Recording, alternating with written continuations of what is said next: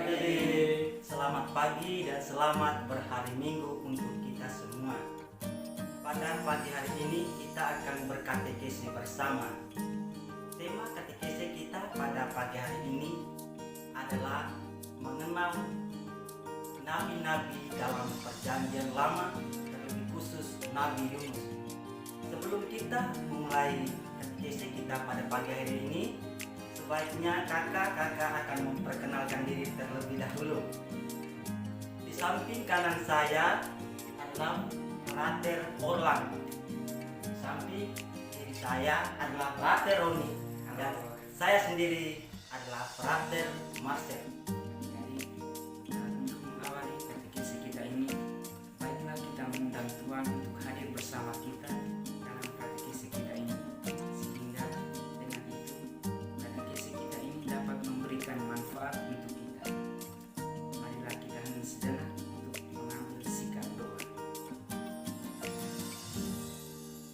Dalam nama Bapa dan Putra dan Roh Kudus. Amin. Semoga rahmat Tuhan kita Yesus Kristus, cinta kasih Allah dan persekutuan Roh Kudus beserta kita sekalian, Sekarang dan selama-lamanya. Marilah kita berdoa. Allah Bapa kami yang maha baik, kami bersyukur kepadamu atas kasih dan cintamu yang besar, sehingga pada hari ini kami semua dapat berkumpul di tempat ini dalam nada sukacita. Kami juga bersyukur kepadamu karena Engkau telah menganugerahkan kami orang tua yang baik. Dari mereka kami menerima banyak pengajaran yang baik tentang Engkau. Singkatnya, kami bersyukur kepadamu atas segala hal yang baik yang boleh kami alami dalam hidup kami ini. Kami mohon kepadamu, semoga Engkau selalu beserta kami dalam katekese ini. Sebab dengan kehadiranmu, maka kami akan menjadi semakin mudah untuk memahami cintamu yang Kau tunjukkan kepada kami melalui pengajaran dari Nabi-Mu, Nabi Yunus. Semua doa ini kami sampaikan kepadamu dengan pengantaran Kristus Tuhan kami. Amin.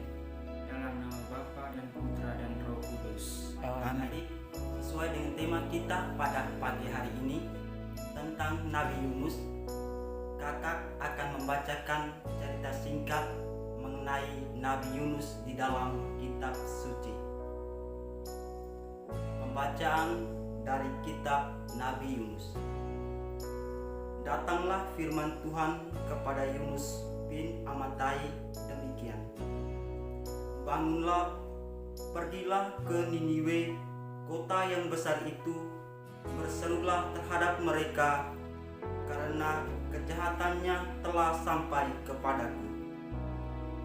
Tetapi Yunus bersiap untuk melarikan diri ke Tarsis, jauh dari hadapan Tuhan.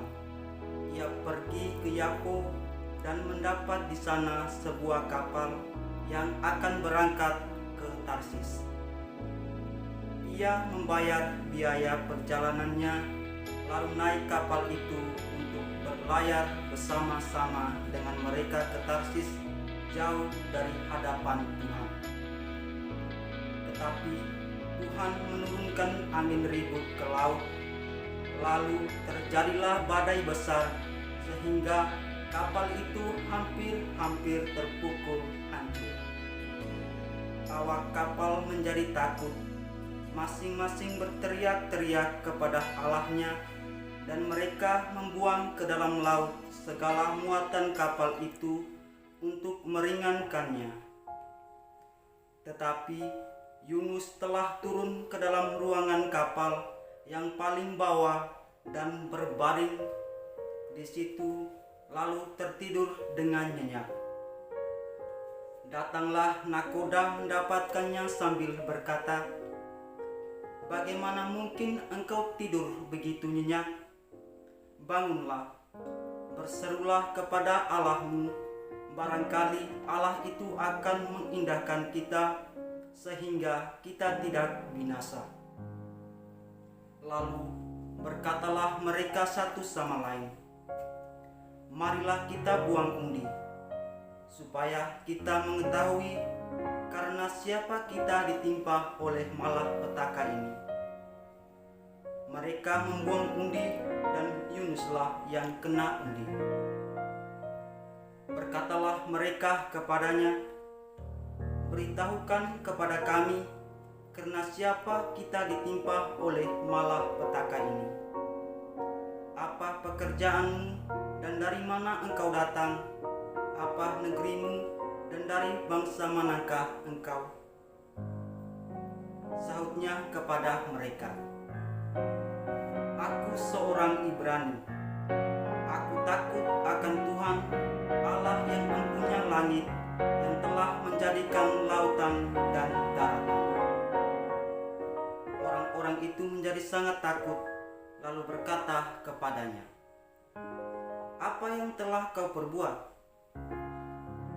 Sebab orang-orang itu mengetahui bahwa ia melarikan diri jauh dari hadapan Tuhan. Hal itu telah diberitahukannya kepada mereka. Bertanyalah mereka, "Akan kami apakan engkau, supaya laut menjadi reda dan tidak menyerang kami lagi, sebab laut semakin bergelora?" Sahutnya kepada mereka, "Angkatlah aku, campakkanlah aku ke dalam laut, maka laut akan menjadi reda dan tidak menyerang kamu lagi. Sebab aku tahu bahwa karena akulah badai besar ini menyerang kamu." Lalu berduyunglah orang-orang itu dengan sekuat tenaga untuk membawa kapal itu kembali ke darat. Tetapi mereka tidak sanggup, sebab laut semakin bergelora menyerang mereka. Lalu berserulah mereka kepada Tuhan. Katanya,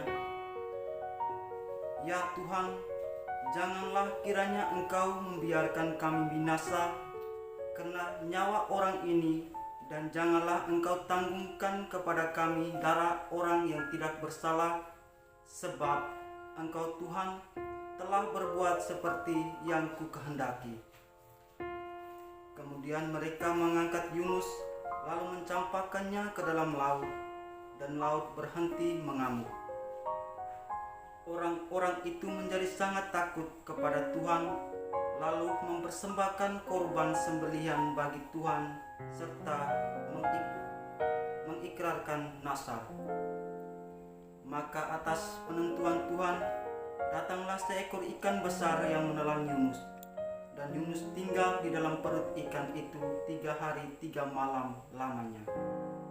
Demikianlah sabda Tuhan. Syukur kepada adik-adik. Setelah kita mendengarkan bacaan dari kitab Nabi Yunus tadi, sekarang kakak mengajak kita sekalian untuk menyanyikan lagu yang berjudul Yunus di perut ikan. Untuk itu, mari kita bernyanyi bersama-sama.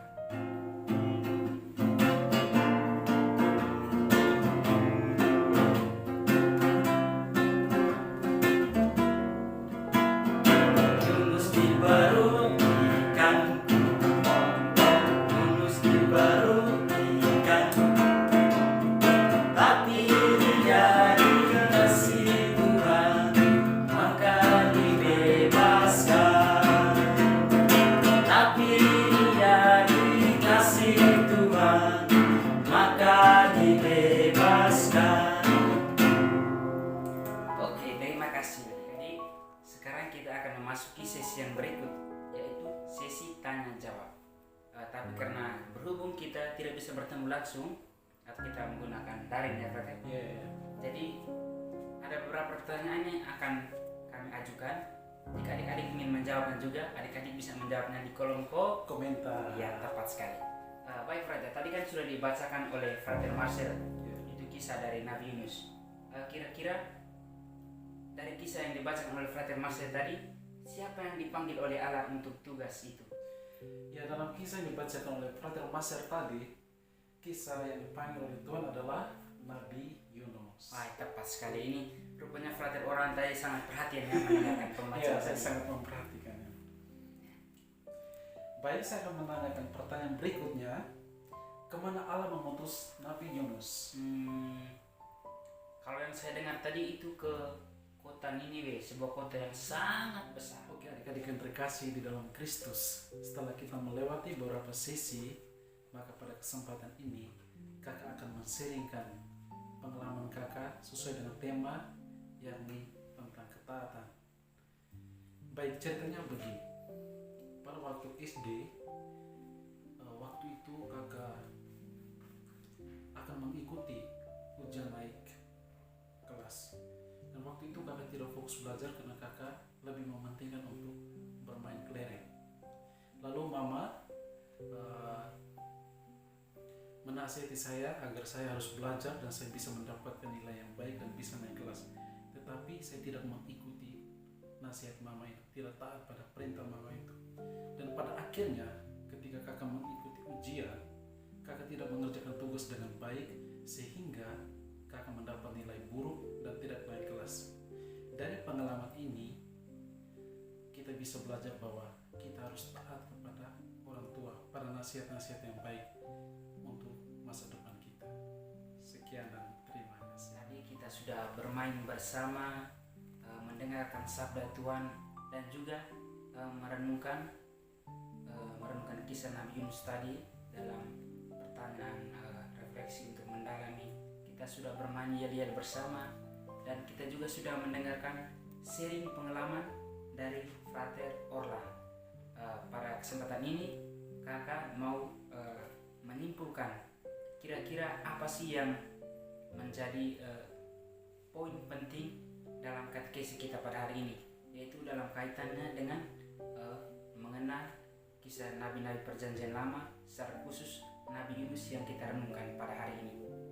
Nah, jadi kisah Nabi Yunus yang telah kita dengarkan tadi itu mengajarkan kepada kita bahwa Allah sungguh mengasihi kita.